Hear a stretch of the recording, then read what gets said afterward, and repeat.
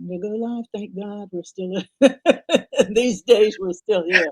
Um, Greetings, everyone. This is Verona from Ancestral Voices with an Ancestral Voices live show. It feels so weird to come and do a YouTube show. I haven't done one in so long.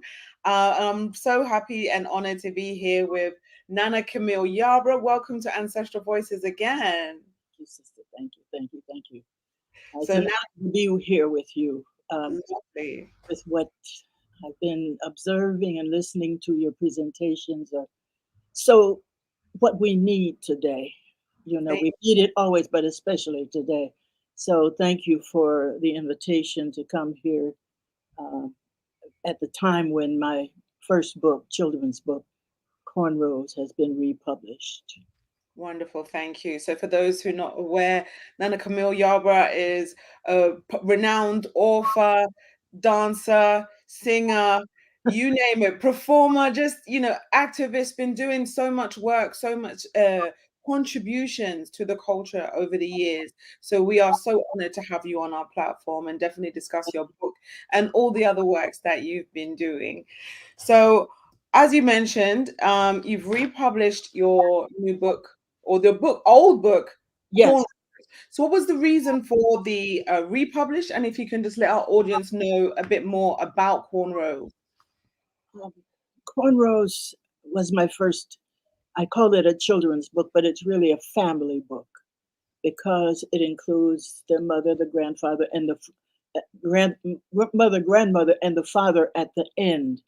The two women are telling the story, which is kind of a tradition. I want to stick to that in a way.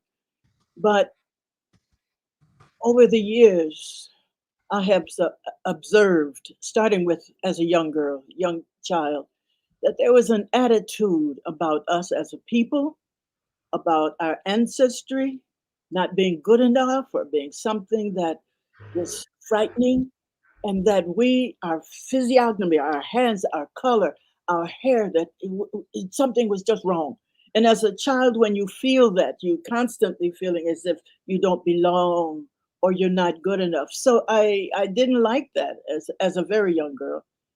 And over the years, I was learning more about our people of African ancestry. And I don't like to continue to call us Black. There is no Black land, but there is a country called Africa. And that's what we should really focus on. But our people had, because of enslavement and the afterwards, the racism that continues today, had deserved, created an attitude about our hair. And Lord knows, you see me, I went back to my fro, right? I see, I love it. I love Not it. as big as it used to be, but it was a symbol of honor, respect when we changed from hiding our hair to displaying it in all of its brilliance. I mean, the huge, my fro used to be larger than this. And when we get to the root of our hair, it is always cornrows and what we called cornrows. And the when we were brought over here, enslaved and brought over here, we some of the mothers on the ships, as they were in the bottom in the holds of those terrible slave ships, took the time to braid their hair, and they could not put beads on it anymore. They could not make it glamorous anymore. And so they were down to the roots, to the braid across the hair, up and down. But they had to make it simple because those who enslaved us said they were afraid of our hair. They were afraid of everything about us. And so we began to hide it. We were ridiculed about it. And all that time, it's the essence of who we are. It's the root. It's that part of us that goes down into the blood system and how we respond to life, to the sun, to water. All of that is so natural. It keeps us on that natural flow. And so I decided when I reached a certain age that I was going to write about it. Now, the movement here was happening. Black people were saying, we're no longer those names you call us. We are people of African ancestry. We're done our research, we're doing our research, and we're beginning to be in love with ourselves again, don't you know? Okay. So whether they liked it or not, here we came. I was doing a soap opera. They had not had black people on soap operas, or African people on soap operas. There was one sister on there, but she was very light skinned, so it did not disturb the flow. But the movement of our people in the street, and in Congress, all over, our people were saying, we're not accepting this anymore. And that gave inspiration for us to just be seen in our beauty. Okay, so we were not on soap operas, but they began to hire us on soap operas. That was a breakthrough, that we came on with our natural hair. That's a step that others did not have to pay later on, but we paid it. And tell you, one day I was doing the soap opera Search for Tomorrow, and what happened? I came in one day with braids, and then I came in with the hanging, the braids, and the cornrows. And when they saw me with the cornrows on, they stopped the rehearsal. They had to call their sponsors, and it went through a whole thing. But we made that step. And so I said, let's do it. Let's take it to the roots again. And cornrows is classic for our hair. And that's what I wanted us to feel, that we are a classic people. And therefore, when we walk, when we braid it up, braid it down, braid in circles, braid in angles, braid it all around, and then wear it, it's our crown.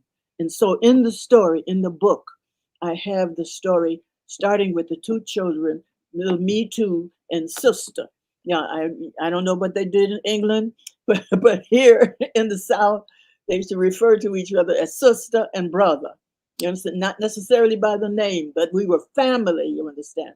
And so sister and brothers are talking outside and playing outside. And then grandmother and mama say, come on in, because they had a storytelling time. And we need to do that again, to start storytelling, because we have such a story to tell, man. It's extraordinarily marvelous, magnificent in all of the errors we made as people, but the greatness that we also created and shared.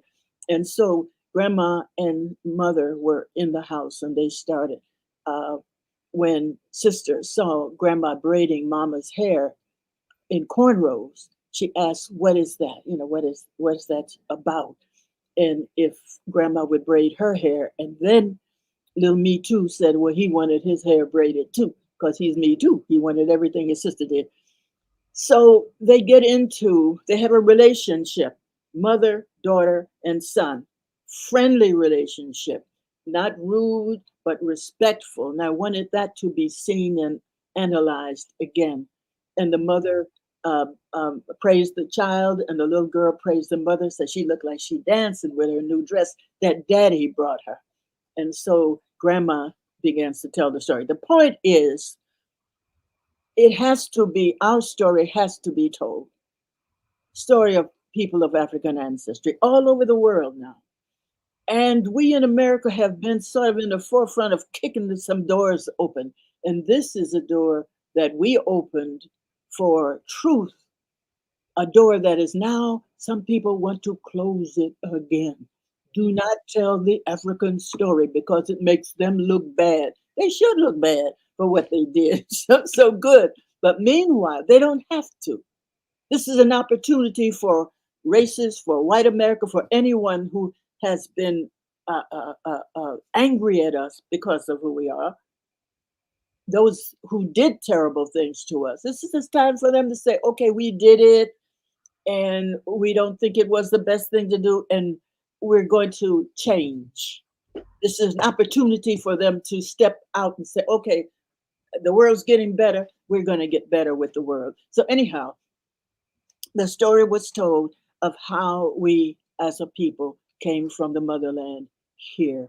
And there's a part where grandma speaks of spirit. There's a spirit that lives inside of you, little girl, little boy. It keeps growing, it never dies. Sometimes when we're afraid, that spirit trembles.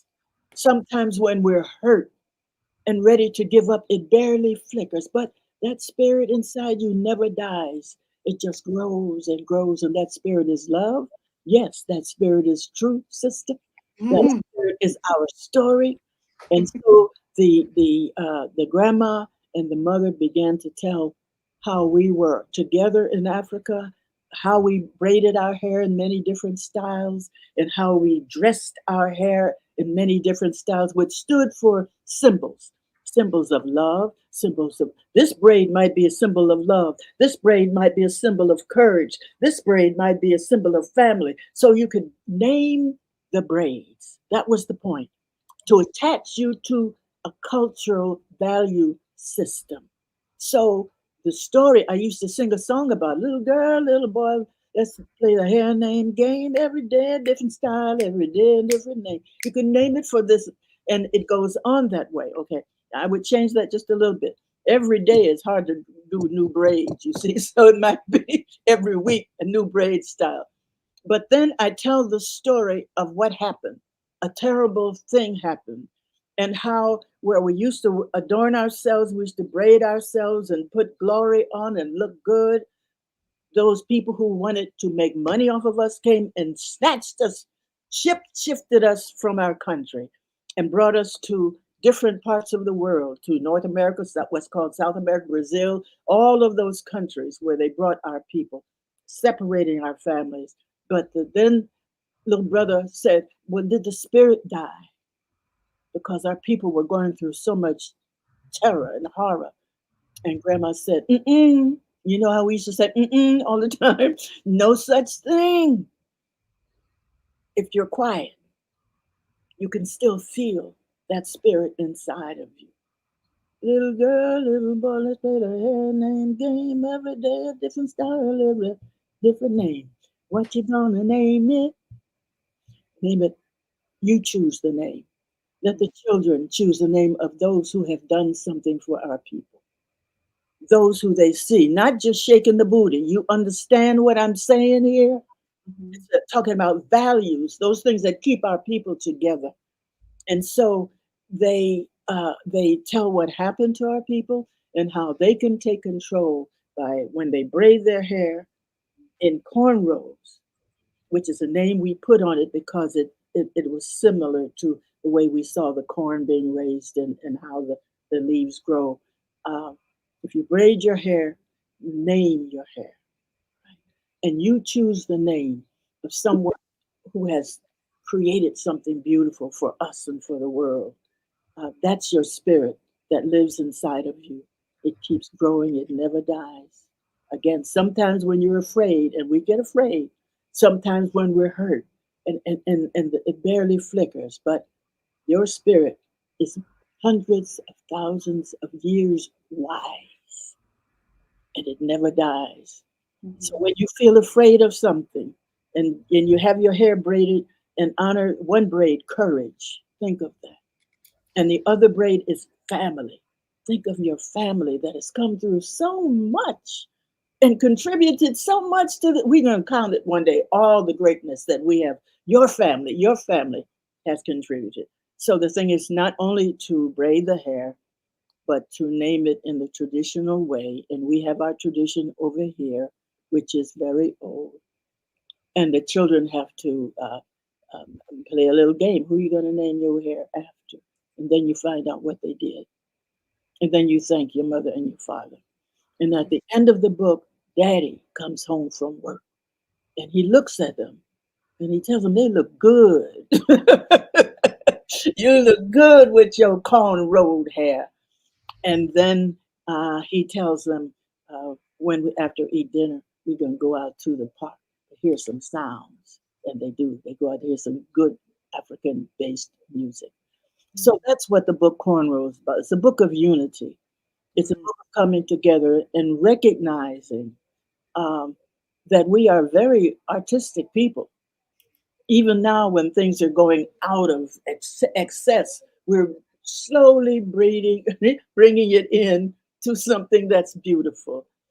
It is an honor to be here and talk to you about it. I have to really take a knee and bow for what your organization and you are doing. It is so necessary. Um, I have written a book recently, and I want to refer to it for a minute because what happened to us and what we are growing out of have grown out of the damage that was done to our self-esteem, to our feeling of who we are.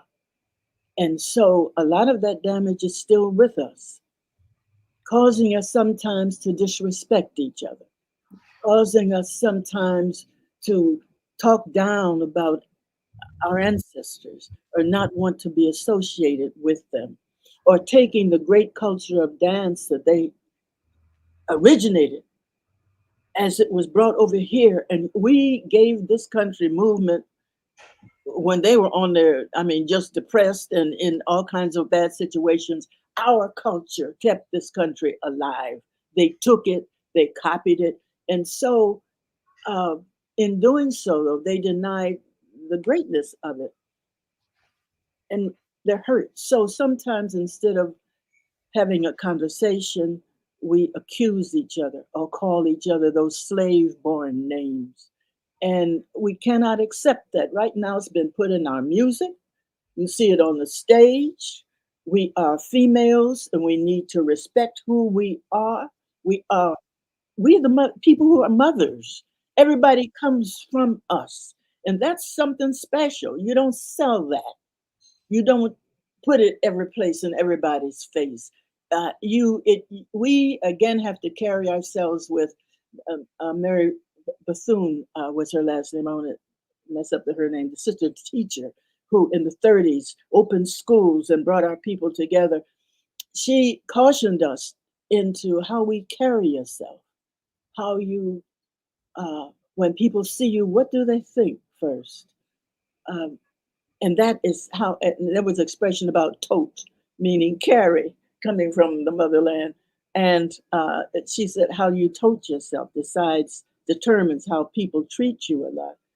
And so we have to learn that again, that we have to tote our spirit first. And that spirit is the ancient, the first. It goes back to the beginning of the beginning. It has value.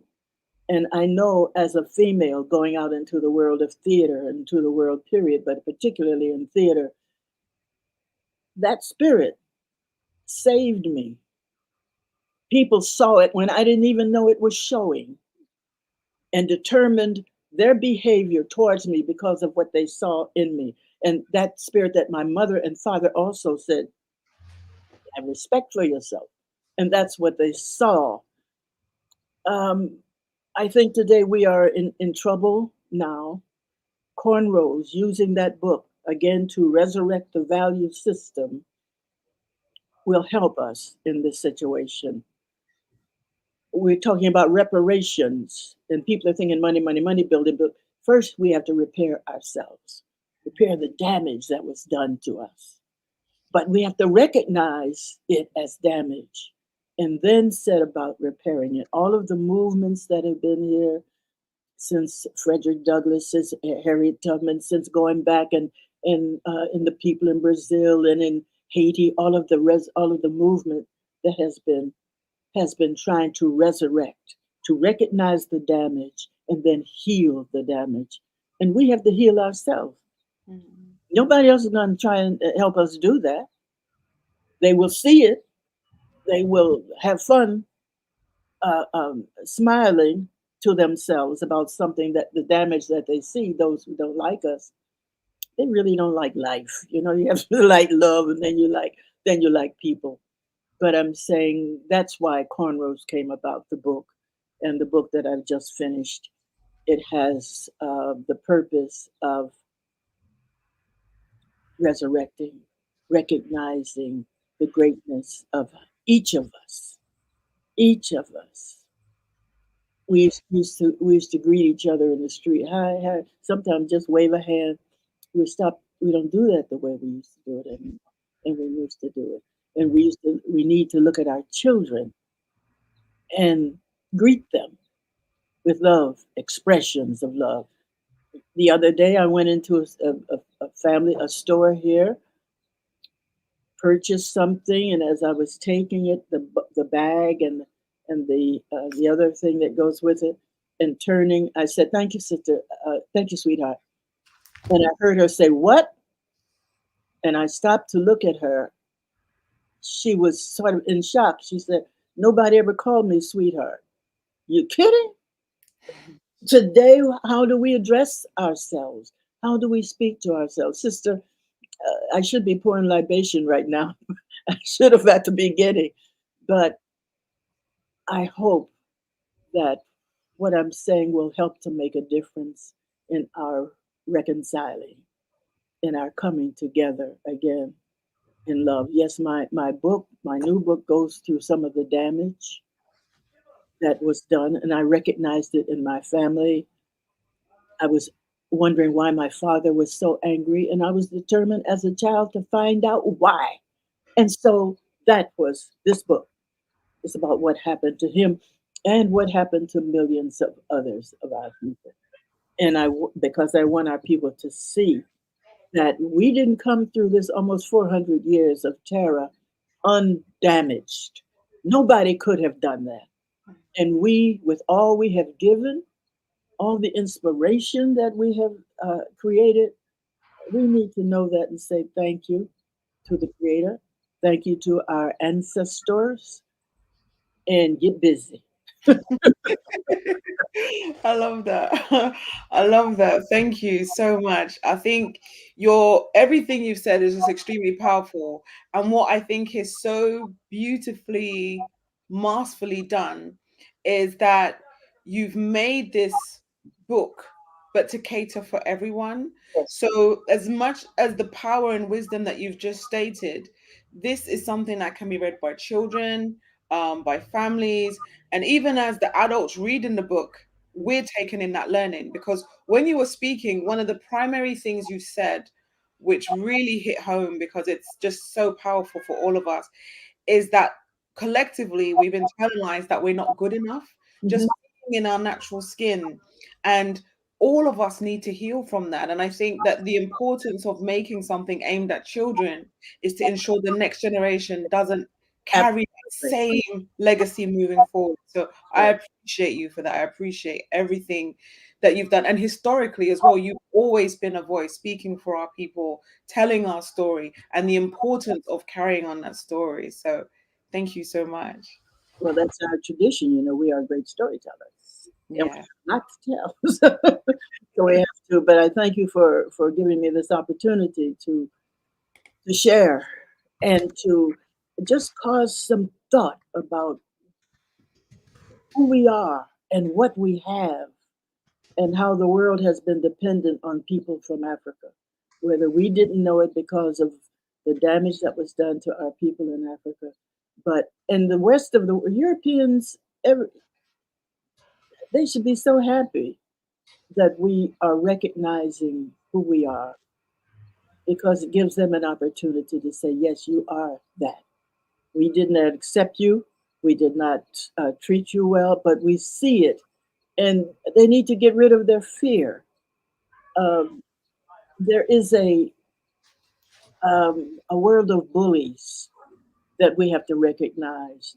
Humanity covers everybody, you know, in no sense in saying that uh, you're not human because you're this way or you know you can't do that.